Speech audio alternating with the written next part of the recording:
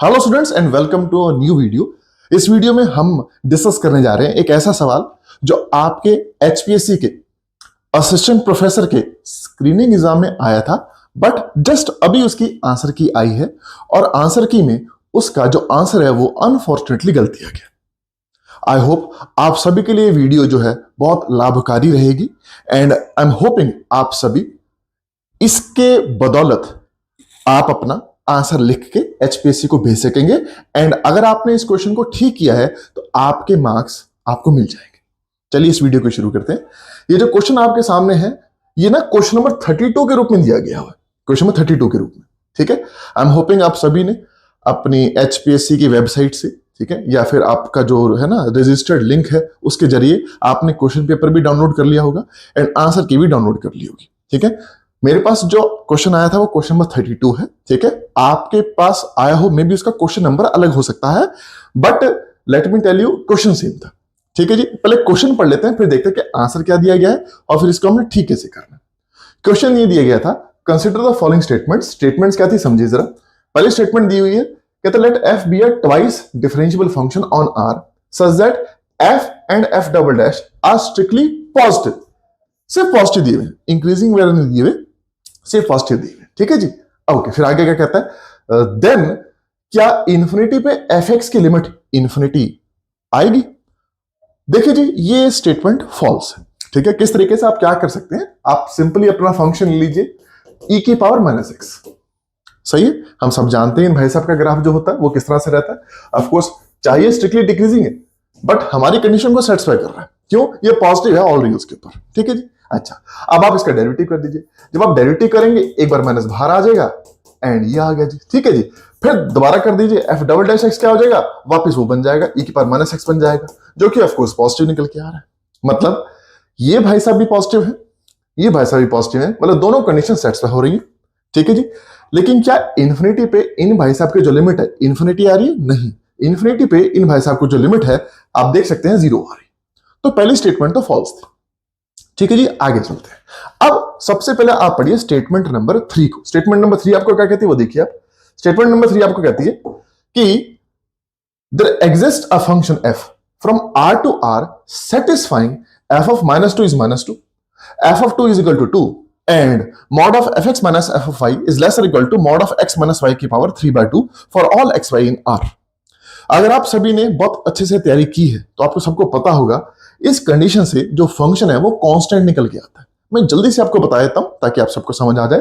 ठीक है जी, आप क्या कीजिए, ये inequality for all X Y के लिए सच है ना, तो आप क्या कीजिए यहां पे स्मॉल x को रिप्लेस कर दीजिए x प्लस h से और स्मॉल y को रिप्लेस कर दिए अपना स्मॉल x से। तो लेफ्ट हैंड साइड क्या हो जाएगी, f of x plus h minus f of x का मॉड। राइट हैंड साइड क्या आएगी वो देखो, इन दोनों का डिफरेंस करो, इन दोनों का डिफरेंस करोगे h बचेगा। ठीक है, मॉड लगा हुआ है, पावर 3/2 आएगी। तो आप क्या कीजिए, इसे यहां पुट करते हुए आपके पास क्या आ जाएगा, mod of F of x plus H minus F of x. ठीक है जी, इसका मॉड फिर बंद कर दीजिए, यहां आएगा less equal to mod of H की पावर 3/2। उसमें से आप क्या कीजिए, मॉड एच इसके नीचे ले आइए। ठीक है जी, एंड यहां पे रख दीजिए सिंपल सिंपल मॉड एच की पावर ऑफकोर्स 1/2। अब हमें पता है मॉड है तो ग्रेटर देन इक्वल टू 0 तो आ गई। अब आप क्या कीजिए, लिमिट h गोज टू 0 कर दीजिए। जैसे h गोज टू 0 आप करेंगे आप देखेंगे वो 0 को जाएगा। ठीक है, ये 0 को जाएगा, ये भी ठीक है। अंदर वाली चीज क्या बन जाएगी, अंदर वाली चीज बन जाएगी f डैश x। और गिवन इस स्क्वीज प्रिंसिपल से हम क्या कर सकते हैं कि यहां से शो कर देंगे कि mod of f dash x is equal to 0 आएगा for all x in r, तो f dash x is equal to 0 आएगा for all x in r। हर एक रियल नंबर पे आपके पास डेरिवेटिव 0 आ रहा है, इसलिए हम कह सकते हैं कि जो हमारा फंक्शन है इस केस में कांस्टेंट आएगा। लेकिन कांस्टेंट फंक्शन दो अलग अलग पॉइंट पे अलग अलग वैल्यू नहीं ले सकता, इसलिए स्टेटमेंट 3 भी फॉल्स थी। अब आ रहे मेन सवाल पे, जो इसमें एक्चुअली गलती हुई है वो है हमारा स्टेटमेंट नंबर 2। स्टेटमेंट नंबर 2 ठीक है, आपके आंसर की में इसको गलत कहा गया। अब इसे पढ़ लीजिए आप, अगर आपके लिए ये लाभकारी है तो नीचे कमेंट करके हमें जरूर बताइएगा कि आपके लिए ये लाभकारी रहा। चलिए डिस्कस करते हैं स्टेटमेंट नंबर 2 को। स्टेटमेंट नंबर 2 क्या कहती है, फंक्शन दिया हुआ है आर स्क्वायर से आर तक। ठीक है, defined by F of X Y is equal to X की power greatest integer of Y. देखिए आप अपनी जो क्वेश्चन पेपर है उसमें देख सकते हैं कि पावर में ना बॉक्स लगा के वाई दिया हुआ। ठीक है, हालांकि पूरे क्वेश्चन में कहीं नहीं लिखा हुआ था कि जो बॉक्स है वो ग्रेटेस्ट इंटीजर को रिप्रेजेंट कर रहा है। घबराने की जरूरत नहीं है, आपको फिर भी कोई दिक्कत नहीं होने वाली, ठीक है। आराम से हमें दिखा रहे हैं कि अगर ये जो ऊपर वाला ब्रैकेट है ग्रेटेस्ट इंटीजर ऑफ y का है, तब भी ये जो स्टेटमेंट है ट्रू है। और अगर ये जो बॉक्स है आपके पास सिंपल ब्रैकेट ही दी हुई है, तब भी स्टेटमेंट नंबर 2 जो है वो करेक्ट है। घबराइए नहीं। पहले हम मुश्किल काम कर लेते हैं। मान लिया ये जो भाई साहब हैं जो पावर में बैठे हैं वो ग्रेटेस्ट इंटीजर ऑफ y ही दिए हुए। अब वो क्या कह रहा है, कहते हैं ये जो आपको फंक्शन दिया हुआ है then f is continuous at a point of r square.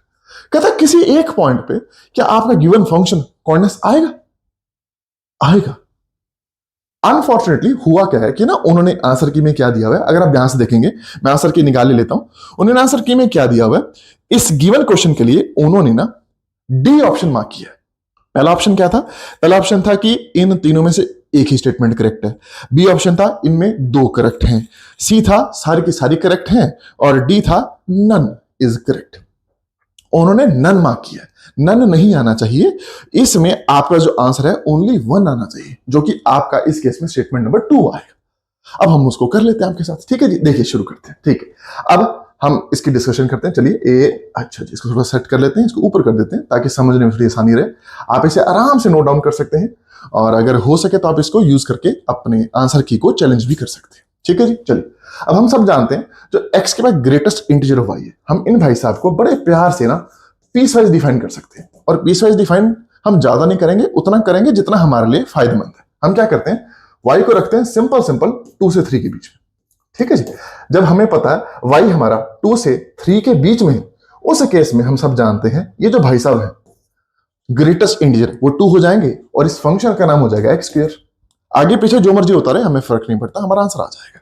मतलब अगर मैं डोमेन में जाऊं, इस फंक्शन की डोमेन में जाऊं और y इक्वल टू 2 को ड्रॉ करूं, फिर y इक्वल टू 3 को ड्रॉ करूं, तो इस पूरे की पूरी स्ट्रिप पे हमारे फंक्शन का नाम एक्स स्क्वायर, मतलब x y इक्वल टू 2 और y इक्वल टू 3 के बीच में फंक्शन क्योंकि पॉलिनोमियल की तरह नजर आ रहा है, तो ये फंक्शन इस पूरी स्ट्रिप के ऊपर, स्ट्रिप के बीच बीच में, एंड पॉइंट्स पे मत करना बेटा, ठीक है। इस स्ट्रिप के बीच बीच में जब y इवन 2 से 3 के बीच में, इस इनइक्वालिटी को हटा देना। y जब 2 से 3 के बीच में, x आप कुछ भी रखिए, y 2 से 3 के बीच में हमारा फंक्शन कॉन्टिन्यूअस आएगा ही आएगा, ठीक है जी। लेकिन अब बिल्कुल ही आपने लिखना हो, क्योंकि आप चैलेंज करने जा रहे हैं आंसर की को, आप कहने जा रहे हैं स्टेटमेंट 2 बिल्कुल ठीक है, तो आप क्या कीजिए, एक पॉइंट ले लीजिए इस गिवन स्ट्रिप में, और वो क्या लीजिए, आप सिंपल क्या कीजिए, एक पॉइंट लीजिए 3,2.5, ठीक है जी। पॉइंट ले लिया हमने 3,2.5। अब जब x3 है, सही है, एंड y हमारे पास 2.5 है, तो 2.5 होते ही ऊपर वाले भाई साहब तो 2 हो जाएंगे, ठीक है। ये x हो गया। अब ये जो पॉइंट है ना, इस पॉइंट का आप नेबरहुड ले लीजिए।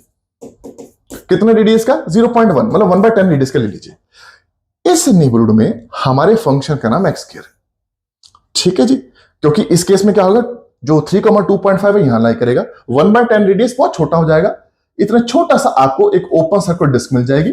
उस ओपन सर्कुलर डिस्क में हमारा फंक्शन एक्स स्क्वायर आएगा, और एक्स स्क्वायर जो है वो एक कॉर्डिनेट फंक्शन होता है पूरे डोमेन में अपने, ठीक है। क्योंकि पॉलिनोमियल है तो वो इस नेबरहुड में भी आपके इस फंक्शन को कॉन्टिन्यूअस बना जाएगा। इससे एक्चुअली हमारी स्टेटमेंट नंबर 2 है वो बिल्कुल करेक्ट निकल के आती है। अब अगर वो जो बॉक्स है वो सिंपल ब्रैकेट है, x की पावर y ही दिया हुआ है, तब तो और आसान है। x की पावर y तो 3,2.5 पे अपना कॉन्टिन्यूअस हो जाएगा। क्यों? x पर ग्रेटेस्ट इंटीजर ऑफ y, क्योंकि कॉन्टिन्यूअस आ रहा है 3,2.5 पे, तो x की पावर y भी कॉन्टिन्यूअस आएगा आपके पॉइंट 3,2.5 पे, ठीक है जी। जिससे आपका स्टेटमेंट नंबर 2 बिल्कुल ठीक हो जाएगा। एंड अब इस सवाल का जो सही आंसर निकल के आएगा ये स्टूडेंट्स, वो ऑप्शन नंबर ए निकल के आएगा। आई होप ये वीडियो आप सबके लिए बड़ी लाभकारी रही हो, ठीक है। अगर ये आपके लिए फायदेमंद रही है तो प्लीज लाइक करके, शेयर करके, कमेंट करके हमें जरूर बताइएगा कि आपके लिए ये अच्छा रहा। अदरवाइज आप अपने किसी फ्रेंड के साथ इसको शेयर करके भी उससे भी डिस्कस कर सकते हैं। कोई डाउट आए तो आप नीचे कमेंट करके डिस्कस कर सकते हैं, या फिर नंबर दिए हुए उन पर कॉल करके पूछ भी सकते हैं। इसके अलावा और भी अगर कोई क्वेश्चंस हमारे सामने निकल के आते हैं, हम उनके भी सॉल्यूशन आपके साथ शेयर करेंगे। इस वीडियो में बस इतना ही। Thank you so much for your time.